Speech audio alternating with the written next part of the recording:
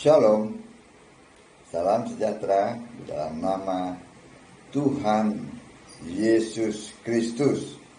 Tetap bersama saya, Pendeta Binsar Sianipar, BBS dari Gereja Alkitab Allah Esa. Bapak, Ibu, Saudara sekalian yang dikasihi Tuhan Yesus Kristus. Ini gara-gara gereja tidak tahu tentang Yesus anak manusia, ya, maka selama hampir 2000 tahun gereja menyesatkan umat dengan doktrin Yesus itu di sorga, ya, masih fisik manusia, masih gondrong, tangannya bolong, masih sujud ke Allah, meskipun Yesus dianggap sudah Tuhan. Mereka nggak baca itu Alkitab. Pada mulanya adalah firman. Lalu firman itu mencipta. Lalu firman itu menjadi manusia. Yohanes 1 ayat 14. Lalu mati dan bangkit kembali ke surga. Sebagai apa? Ya kembali sebagai firman. Kembali sebagai Allah. Begitu aja nggak ngerti. Pikiran mereka, oh masih sujud kepada Bapa. Naik ke surga, rambutnya masih gondrong. Itu korbannya si siapa itu? Pelukis Leonardo da Vinci. Tangannya bolong-bolong. Iya kan? Gara-gara itu, makanya gereja-gereja menyesatkan orang, menyesatkan umatnya. Ayo kita luruskan sesuai dengan Alkitab. Harus diluruskan. Ya, kenapa? Karena mereka mengaku orang Kristen. Kalau mereka tidak mengaku orang Kristen, ya terserah mereka lah. Nggak usah kita kutak-kutik. Karena mereka mengaku orang Kristen, ya harus diluruskan. Karena pemahamannya salah. Ya, tidak sesuai dengan Alkitab. Anak manusia adalah gelar, sebutan untuk Yesus yang fisik itu, ya, yang sedang melayani sebelum umur 30 tahun. Ya, terdapat dalam Lukas 3 ayat 23. Ya. Yesus itu bayi, ya, sampai usia 29 tahun. Yesus disebut anak Allah. Ya, Lukas 1 ayat 35. Itu gelar untuk manusia. Lalu anak manusia fisik dan roh. Nah, ini yang gagal. Yang sering mereka gagal paham. Anak manusia ada yang fisik, ada yang roh. Ya.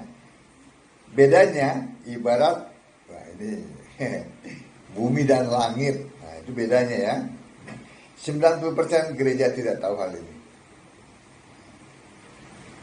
Anak manusia fisik, ya, sebutan anak manusia diucapkan oleh Yesus pertama kali, ya, dalam Matius 8 ayat 20 dan terakhir di Yohanes 13 ayat 31.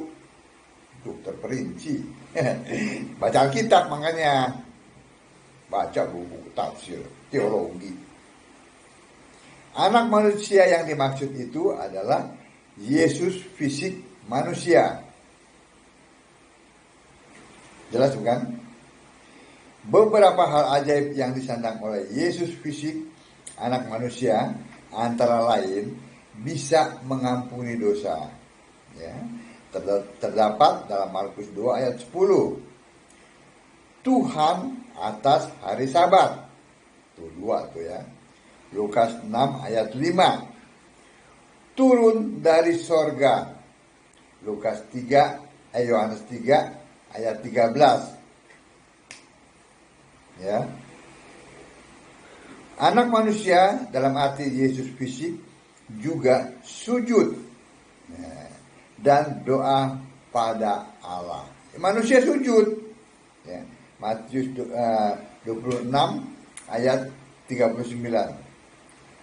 Perlu dikuatkan malaikat. Ya, Lukas 22 ayat 43. Sehingga anak manusia yang fisik itu masih tunduk pada Allah. Manusia. Ya. Nah sekarang anak manusia yang roh. Tadi kan anak manusia yang fisik. Sekarang anak manusia yang roh.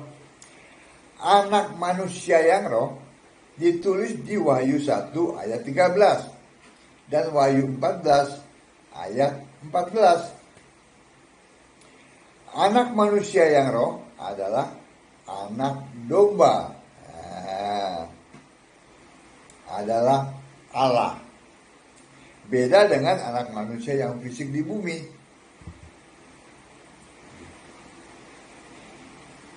90% gereja mengimani anak manusia masih fisik di sorga. Nah, di sini kesalahannya. Mereka masih mengimani anak manusia yang fisik itu di sorga.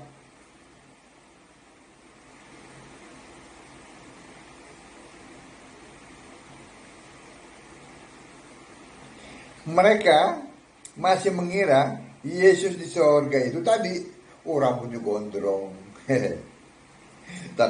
tangannya bolong-bolong, gitu kan? Masih sujud doa pada Allah. Anehnya, anak manusia itu mereka yakini sebagai Tuhan. Jadi Tuhan sujud pada Allah. Nah, ini kan aneh. Padahal Yesus katakan Tuhan itu Allah. Iya kan? Ini doktrin penyesatan yang hampir 2000 tahun. Itu hasil dari bapak-bapak gereja yang namanya tidak tercantum di Alkitab.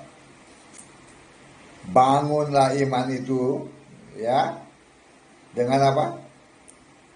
Nabi dan Rasul. Sesuai dengan itu. Dengan Yesus Kristus sebagai batu penjuru. Maksudnya sebagai dasar pengajaran. Itu Yesus Kristus. Maksudnya sebagai iman. Imannya harus kepada Yesus Kristus.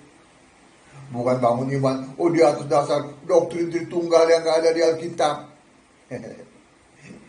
Yang Allahnya jumlahnya 3, tapi gak punya nama. Apalagi punya sorga. Amin. Bapak Ibu sekalian yang dikasihi Tuhan Yesus Kristus, yang sangat berbahagia karena nama Bapak Ibu tercatat dalam kitab kehidupan anak domba. Berbahagialah karena Bapak Ibu menyembah Yesus Kristus satu-satunya Allah yang benar. Baca terus Alkitab, sembahlah Yesus sebagai satu-satunya Allah yang benar. Maka Bapak Ibu akan disingkapkan sehingga Bapak Ibu mengerti kitab suci. Shalom.